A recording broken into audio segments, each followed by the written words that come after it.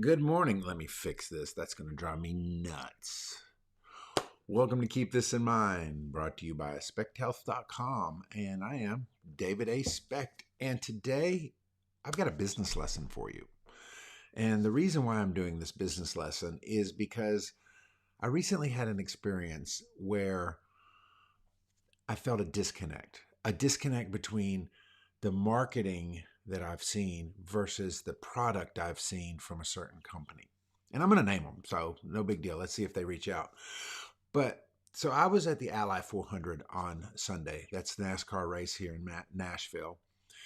And there's all these booths, right? Vendors, people sharing their wares, sharing their companies, the sponsors, and one of the sponsors of one of the vehicles, and I don't claim to know a lot about NASCAR, but I do know that there is a car that is sponsored by Cheddar's, the restaurant.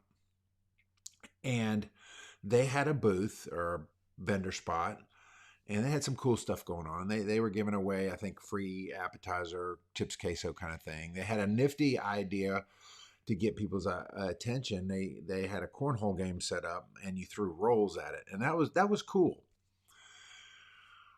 But in that moment, I mean, I saw the shiny car, and I saw the happy workers, and I saw, everything, looking really, really good. And I kept thinking to myself, that's not the experience I had in a Cheddar's restaurant the last time I was there. In fact, I saw overworked staff that was not very motivated or even happy to be there. I saw, a relatively dirty establishment. Cuts or splits in the fabric of the booths, and it reminded me of a lot of marketing issues that I see in the world today, and it dates back to some of my old marketing strategies, and lessons. But let me tell you, marketing can only do so much. Cheddar's did an amazing job on marketing, and while my particular restaurant may not be indicative of the entire chain, it did create that disconnect of the marketing promises this, but I experienced that. And, maybe you're not a Cheddar's eater or fan or patron, but how about this one? Burger King. Burger King. Burger King's probably located next to a place you frequent. Gas station or grocery store, and every certain time they're cooking those burgers and they're pumping that smell out into the atmosphere, and it makes you want a hamburger. You're like, it's going to be a hamburger, you know what I mean? So you go buy one, and it's not anything like that smell was smelling. My old friend Jerry Frentress used to say you had to sell the sizzle, that people in their marketing, they should be able to hear in their mind the steak sizzling, the item. But I want to add to that and say, but the steak still has to taste good. The sizzle only goes so far. And that is what marketing is. Marketing is a spotlight. It creates a anticipated experience. It creates a anticipated result. It creates this emotional connection using one of your senses, even if the senses are all concocted in your brain, to make you want to engage.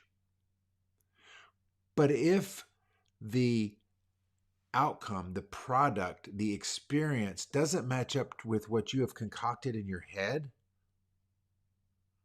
then there's this huge disconnect. You see, Disney gets it.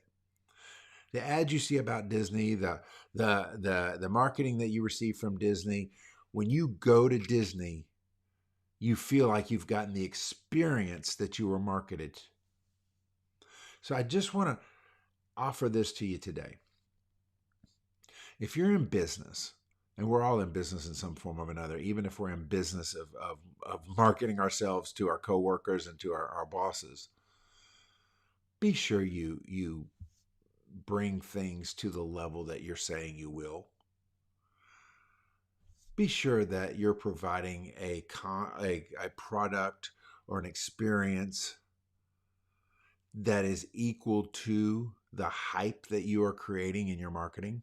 I can't tell you how many times I'm on my phone here and I'm scrolling a little bit on Facebook or Instagram or whatever, and there's some guy on there promising to drive leads or promising to move this or promising for this side hustle or promising for that. And then when you follow up and you follow through, all of a sudden it's this really low level thing. Poor marketing will hurt you. I mean, good marketing to a poor product will hurt you far more than poor marketing of a great product. Let me say that again. Great marketing of a poor product will hurt you far more than poor marketing of a great product. Because if you over deliver, then the experience is better. But if you way under deliver, then you have created not even an upset customer, but somebody who's going to tell everybody what crap you offer. So the lesson to come out of today is this. When you're sitting down and figuring out what it is you do, if you're selling yourself, if you're selling a product, if you're selling an experience, make sure you take care of the in-house before you shine that spotlight out to the world saying, look at me, I'm here.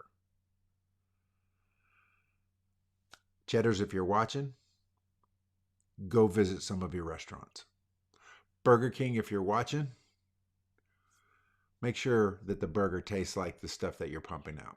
Remember, sell the sizzle, but make sure the steak still tastes good. God bless.